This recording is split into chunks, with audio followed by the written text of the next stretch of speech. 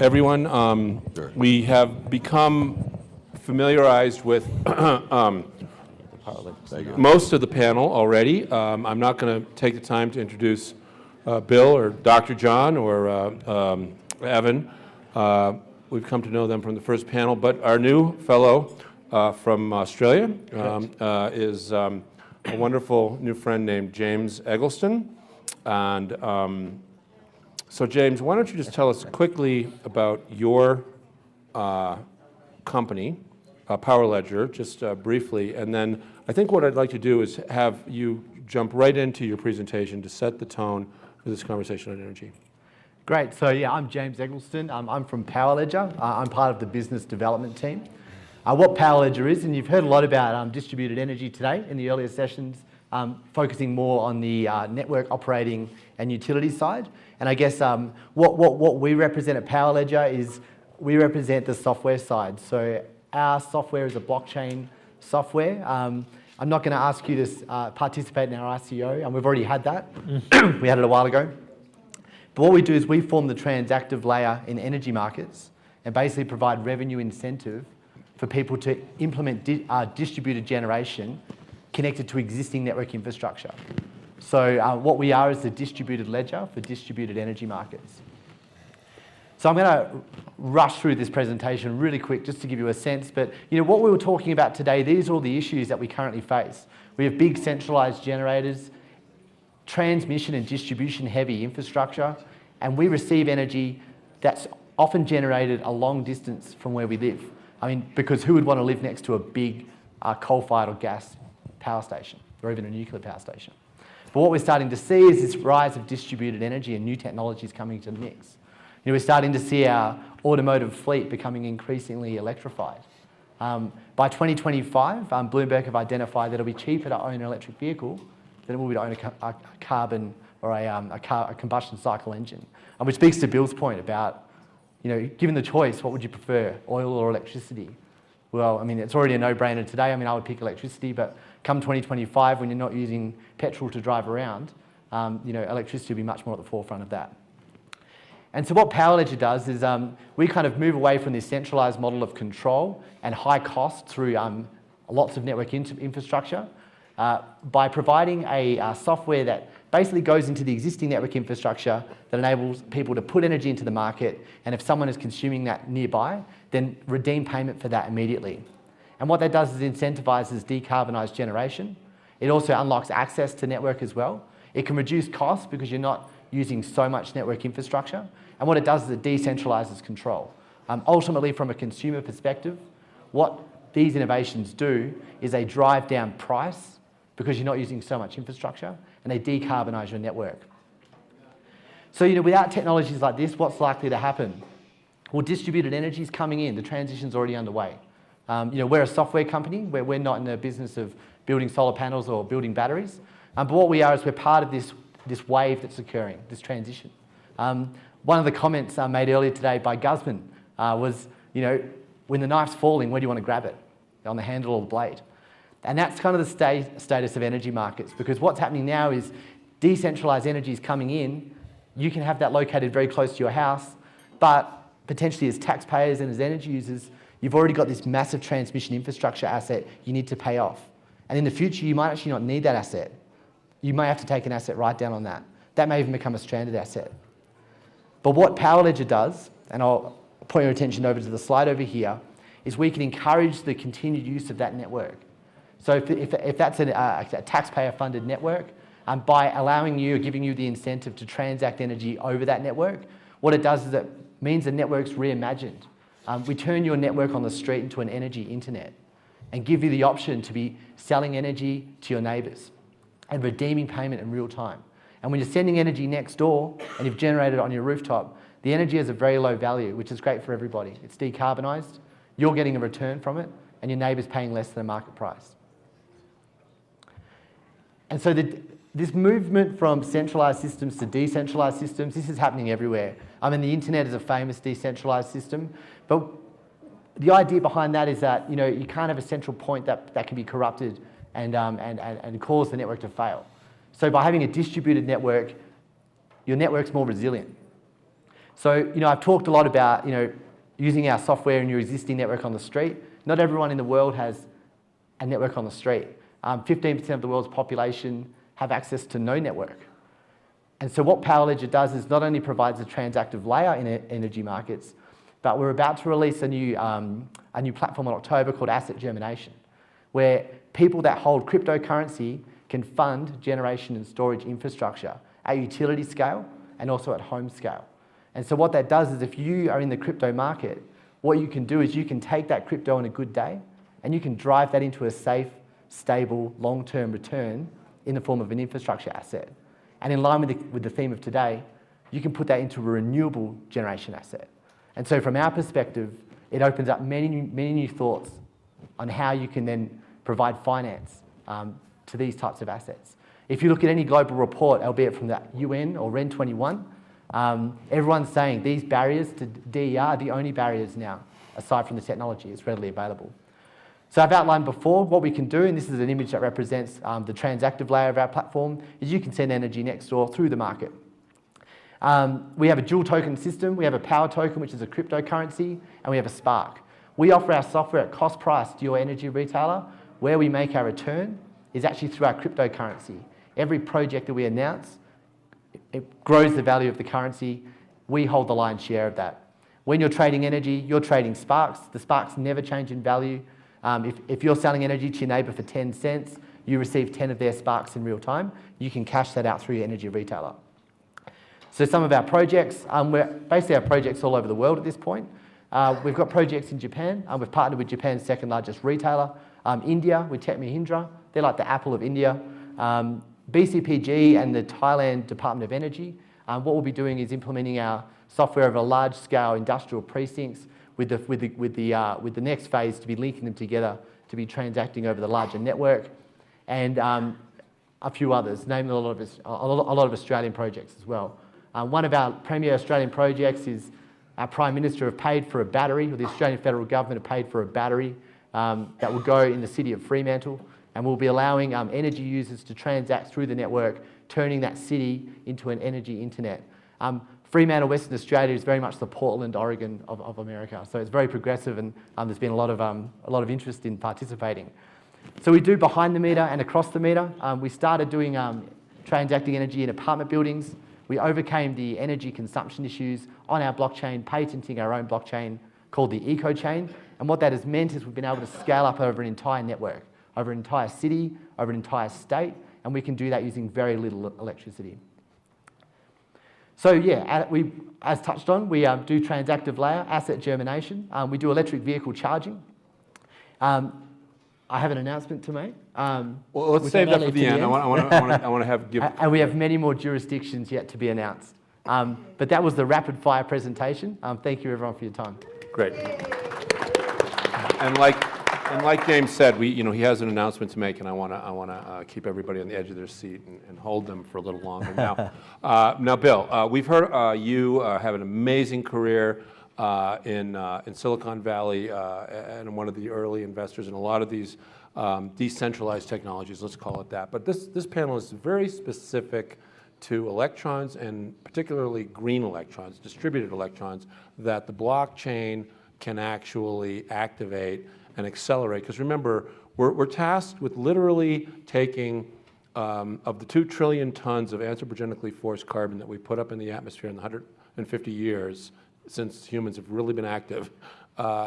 Science is telling us we got to remove about 1,000 gigatons, which is about half.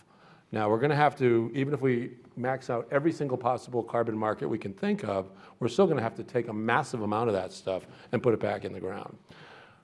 I happen to know that we can do this. I've seen the technology. There's something called CarbFix in Iceland. You might be aware of that, up at the Helsinki power plant. But point is that how can the blockchain, and I'd like to do a rapid fire response right down the line here, how can the blockchain and the cryptocurrencies actually help us activate and accelerate and replicate in time to do this job? Well, so it's really about lowering the friction to access to change by large groups of communities that are participants in the new economic models. So, and like I said, I can keep going on that, or do we want to just? I think you go ahead. Each man take please, a minute to respond to, Yeah, to so this existential question. In the case of a power ledger, so power ledger has an important role in bringing green energy to market. As a venture capitalist, it didn't look like a good investment as an equity investment. In fact, I met with the team like 2.5 or 3 years ago, and they pitched me on a venture funding, and I passed. But it wasn't until I kind of got communities of interest and cryptocurrency and how that could motivate large populations and get economic incentive for the individual granule that wants to put a solar panel up to contribute. That's when I thought this could actually work. So I helped launch their ICO. So I think this is a way to stimulate mass adoption, mass economic alignment. Fantastic. And by the way, on that, and we'll get right, but you have launched your ICO. Correct. So Power Ledger have been around since early 2016, late 2015. We did an ICO until late last year, but we had a functioning product for many years pre-ICO. And how much money was raised? In American dollars, 26 million USD. And that was in a 1 day? That was over a period of about 30 days. 30 days. Yeah. That was the raise amount, and it was mostly in cryptocurrency, which tripled. So the company, it might be it's volatile. So that includes pre-ICO? Well, the money came in crypto, $27 million worth, and then it went to like 80 to 100 million of assets. Right. So we're talking, of course, everybody knows we're talking about initial coin offerings here, and you've been around since 2016, so that's actually really pretty old in crypto. Correct. I mean, I actually come from the energy market, and hearing the gentleman speak earlier today, that's the type of panels I would normally sit on pre-Power Ledger. But it really did present us a legitimate solution to a problem that we faced in the energy space. We've faced this problem for about 15 years. I mean, a lot of energy companies are using a software created by IBM in the 70s to provide this service to you now, and it's costing you a lot of money. And so what we did is started with the problem, and blockchain turned out to be the solution. And that's, I guess, why we're seeing such rapid adoption. Great.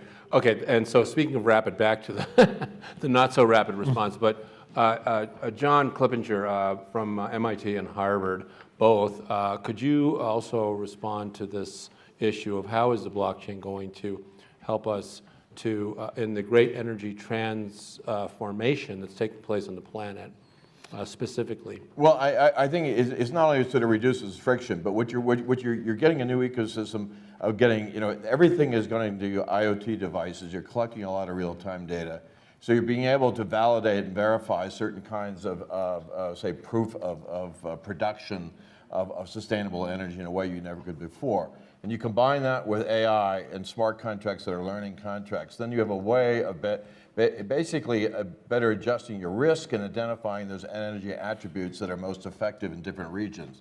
And part of that then is being able to identify areas of the world where you can have the biggest impact and then create packages. Basically sort of say, well, look, here's an energy asset that is most effective in that particular region of the world. Here's the rate of return. And then you can allocate dollars to that. And what you're going to see is what is a very sort of loosely sort of fragmented, it'll be componentized. It'll be sort of more and more become an appliance that becomes a template that then takes out the friction, takes out the risk, and then allows a more direct investment. Right. Okay. So, Evan, when we're talking about the U.S. grid, the Eastern grid, the Western grid, and the Texas grid, and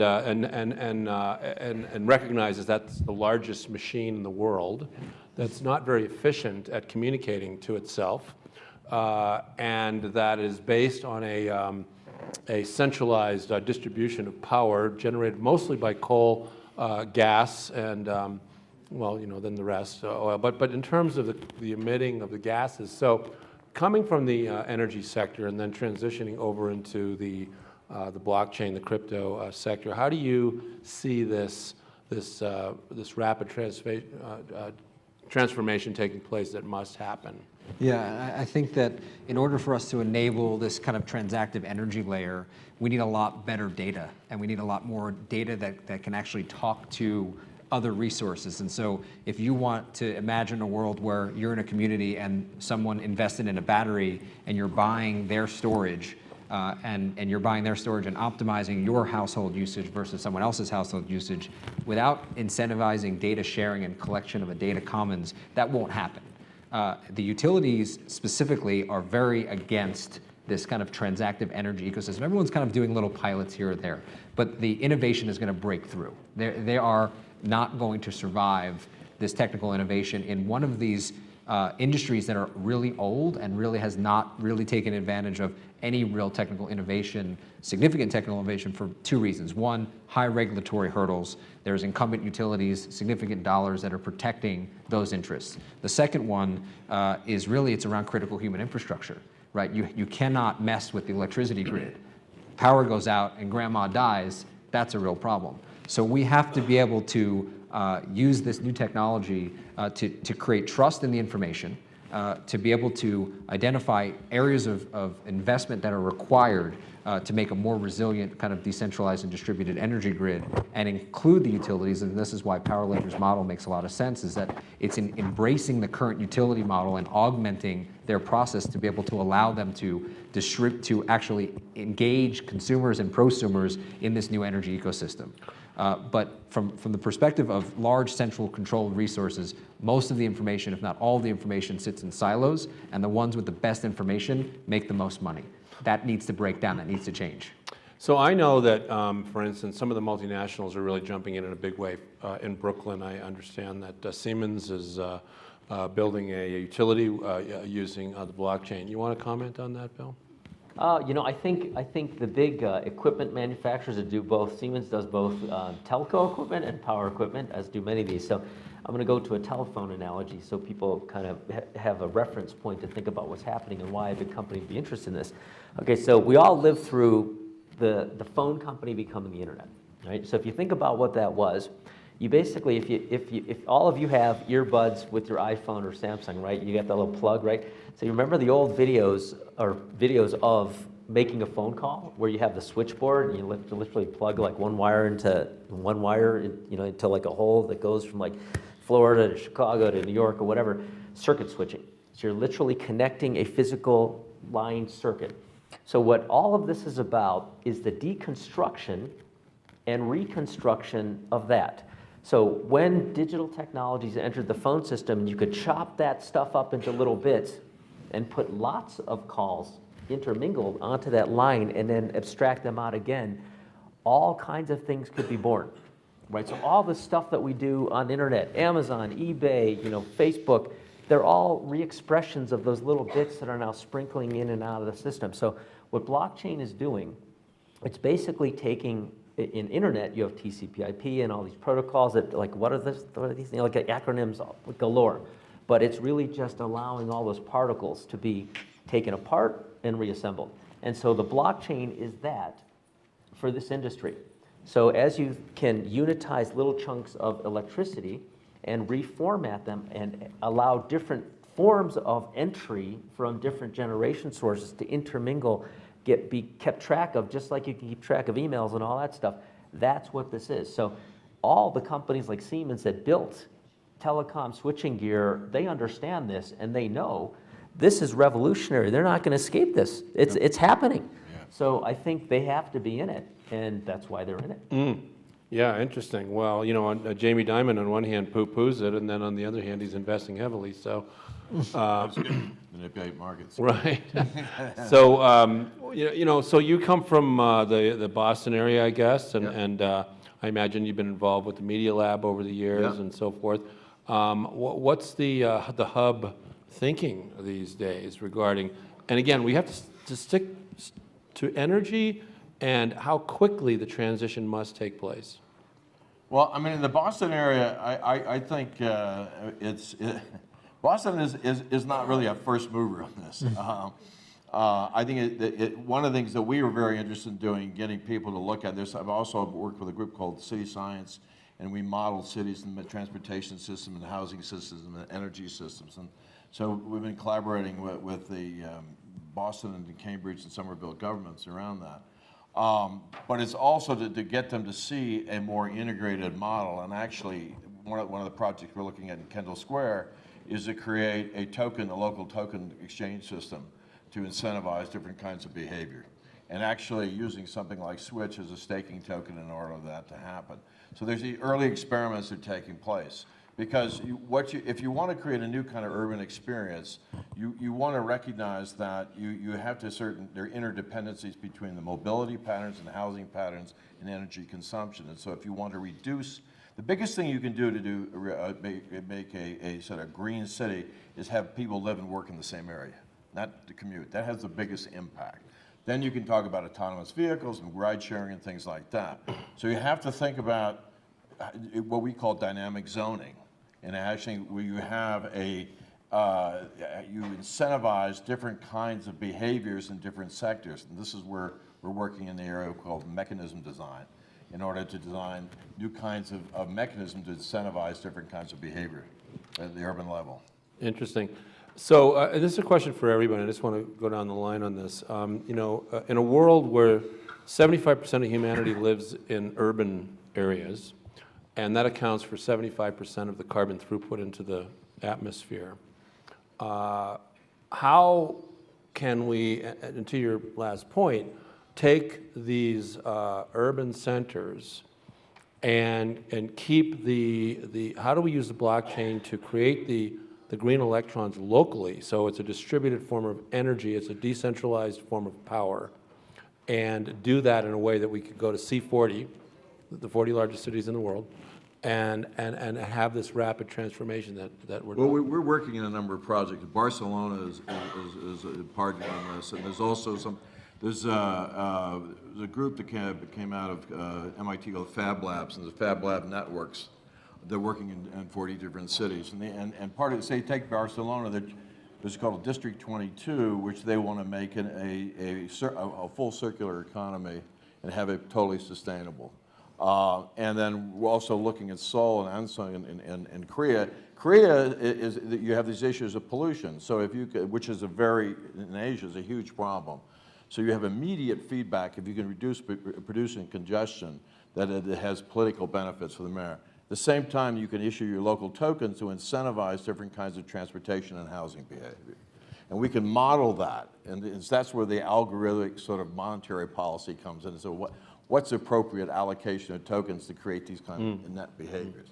Evan, you want to respond to the same? Yeah, no, I just think from my perspective, it's about data, and it's about being able to track and trace and trust information is valid. And I think, we talk about IoT devices, and I think we didn't talk about security in IoT and security in information. And I think blockchain will enable levels of security and information in IoT devices that allow you to trust that activity and a behavior actually occurred. And if you're talking about a dynamic power grid where frequency has to be maintained at 60 hertz in some parts of the world and 50 in others, you can't have bad data flowing through those models. If you're talking about microinverters and microcontrollers, bad information will basically could take the grid down very quickly. You can have frequency spikes and frequency drags. And so from my perspective, blockchain allows for data security, validation and verification of a specific action, and that can help get us there very quickly. Just to build on that, the concept of a data commons becomes very important in different cities, because if you don't want to have a surveillance city.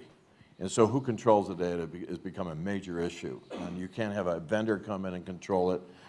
So you have to set it up in such a way that people trust that they're willing to share their data, and there's a way of verifying that. That seems to be an initial condition for a lot of this to succeed.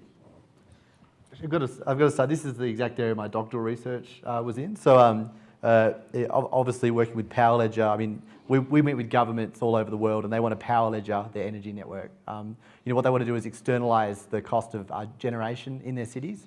They want their cities to become regenerative cities. So for instance, at the moment, it's the regions powering the cities under the big centralized model, but the future is it's the cities powering the regions. And one of the things that I've worked on separately to Power Ledger was the Australian federal government wanted us to unlock all apartment buildings nationally to solar and battery technology. So my colleague and I, Gemma Green, we created an open source governance model. So we put together all the model contracts to do that, all the system architecture, and all the commercial modelling for anyone across Australia to repeat this in an apartment building. And today it's solar and battery, tomorrow it's solar, glass and battery. At an upcoming project, they want to use facade with solar. So, the real key is being able to make it free, make it easy, and on the blockchain side, make it also easy for the retailer, all the existing market incumbents to participate. it's all well and good and talking about redesigning the market and how it should be, but how do you tomorrow implement your solution? It's very difficult. So, in terms of the cities, that's my answer. But just so you know, only recently half of the world's population have moved into cities. If you look at the highest polluting areas with respect to energy, it's actually in the emerging economies.